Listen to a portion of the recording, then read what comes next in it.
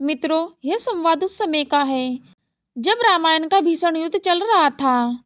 युद्ध के बीच विभीषण कुंभकर्ण से मिलने आते हैं और अपने ज्येष्ठ भ्राता से हाथ जोड़कर प्रणाम करते हैं और कहते हैं, भैया कुंभकर्ण, अभी भी समय है, यह युद्ध रोक दो। माता सीता का अपहरण अधर्म था। नारायण से युद्ध करना और भी बड़ा अधर्म है। रावण का अहंकार लंका को भस्म कर देगा। क्या तुम अपनी आंखों से यह विनाश देखना चाहते हो? यह सुन कुंभकर्ण ने कहा, विभीषण, मैं जानता हूँ रावण अधर्म के मार्ग पर है, परंतु वह मेरा भ्राता है।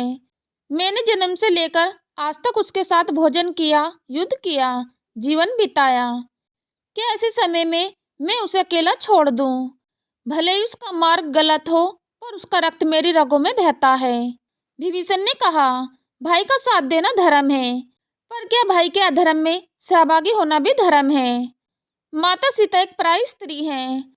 नारायण सव्य इस युद्ध भूमि पर खड़े हैं। क्या तुम नहीं जानते नारायण से युद्ध करने का परिणाम क्या होगा? यह सुन कुंभकर्ण बोला, मैं जानता हूँ विभीषण, श्री राम सव्य धर्म के प्रतीक हैं। मैं जानता हूँ उनके बाणों से बचना असंभव है, फिर भी मैं रावण का साथ नहीं छोड़ सकता। जैसे तुमने अपने भाई, अपने खून और अपने देश को त्यागना ही अपना धर्म समझा है, और मैंने अपने भाई, अपने कुल और अपने देश के लिए अपने प्राण न्यौछावर करना अपना धर्म समझा है। यह सुनकर विभीषण ने कहा, मैंने अपने भाई को नहीं त्यागा। मुझे मेरे भाई ने भरी सभा में ठोकर मारकर अपमानित करके त्याग दिया है। मैं उनके और उनके कुल के हित की ही बात समझा रहा था कि पराई स्त्री का हरण हमारा काम नहीं है। इसलिए श्री राम से विरोध त्याग कर देवी सीता को वापस कर दो और अपने कुल और अपनी जनता की रक्षा करो। मैं उन्हें अधर्म के मार्ग से हटाना चाहता था, परंतु कामवश उन्हें अधर्म ही प्यारा था। इसमें मेरा क्या दोष है? कुंभकर्ण ने कहा, अरे मूर्ख, रावण चाहे कितना भी अधर्मी हो, पर वह हमारा भाई है। भाई ही भाई की भुजा होता है। यदि शरीर में कोई दोष, कोई रोग भी आ जाए, तो अपनी भुजा अपने शरीर का त्याग नहीं कर देती। तूने भाई से अलग होकर उनकी एक भुजा काट दी। यदि प्रजा हुई तो इसकी प्रजा का कारण तू होगा। इस पर विभीषण ने कहा, मैं उनकी प्रजा नहीं चाहता। मैं तो उनके सामने श्री राम से संधि का प्रस्ताव लेकर आया था, और यही प्रस्ताव मैं आपके सामने भी लेकर आया हूँ। भैया, लंका का जो राज्य श्री राम ने मुझे प्रदान किया है, वह राज्य मुझे नहीं चाहिए।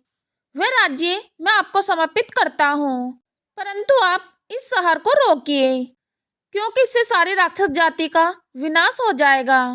भैया, धर्म कहता है कि दुष्कर्म और दुर्चार के लिए अपने बंधुओं को ही दंड देना अधर्म नहीं।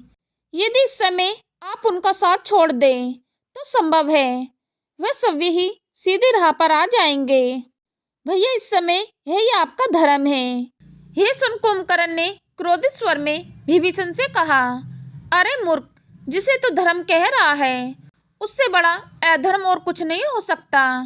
अरे, जिनसे मित्रता की है, उनके आचरण से कुछ तो शिक्षा ली होती।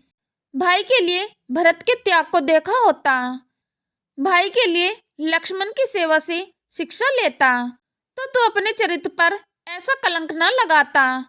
अरे कुलघाती, आने वाली पीढ़ी तुझे कितना ही बड़ा धर्मात्मा और राम भक्त क्यों न माने, परंतु अपने देश, अपने कुल, अपने घर से विश्वासघात करने के लिए तुझे कभी सम्मान की दृष्टि से नहीं देखा जाएगा। इस पर विभीषण ने कहा, भरत और लक्ष्मण के आचरण पर चलने के लिए श्री राम जैसा आदर्श और मर्यादा पुरुषोत्तम भाई भी होना चाहिए। यह सुन कुंभकर्ण बोला, अरे विभीषण, अच्छे के साथ तो अच्छे भी रहते हैं, फिर भाई और भाई का नाता ही क्या? विभीषण, मैं जानता हूँ ये युद्ध मेरा अंत है, पर क्या इस युद्ध में भैया अकेले ही मर जाएं? उनके साथ मरने वाला और कोई भाई नहीं होगा। विभीषण, मैं चाहता हूँ कि रावण का अंत अकेले ना हो। भाई के शव के पास भाई का शव पड़ा रहे, जिसे देखकर देवता भी मस्तक झुका दे। पर हे विभीषण, यदि हम सबका श्री राम के हाथों मरण निर्धारित है, तो हम सबका क्रियाक्रम रीति से करके अपने कर्तव्य का पालन करना, क्योंकि भाई तू अकेला ही बचेगा। अब जाओ विभीषण, और जाकर अपने स्वामी राम से कहना कि अब सामना खर और दूषण से नहीं, तिरछरा और बाली जैसे योद्धा से नहीं, सामना अजय पर्वत के समान अभेद्य कुंभकर्ण से है, जिसके हुंकार से विधाता ब्रह्मा भी थर्रा उठता है।